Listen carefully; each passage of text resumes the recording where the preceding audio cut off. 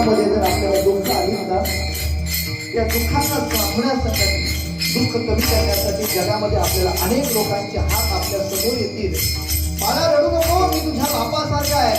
मला रडू नको, मी तुझ्या आईसारखी आहे. सांगू माझ्या आई सारखे भेटतील, बापासारखे भेटतील, पण बाप या जगात पुन्हा मिळणार नाही. त्यांनी आपल्यावर जे प्रेम केलं ना, ते जगात आपल्यावर प्रेम कोणी करू शकत नाही. नवे नवे ब्रह्मांडाचा नायक जरी आला, भगवंत साक्षात जरी आला ना, तो सुद्धा प्रेम करेल. पण आई वडिलांच्या प्रेमामध्ये जे आनंद आहे ना, तो आनंद जगामध्ये कुठे मिळत नाही. कारण आई वडिलांचं प्रेम हे निस्वार्थी प्रेम.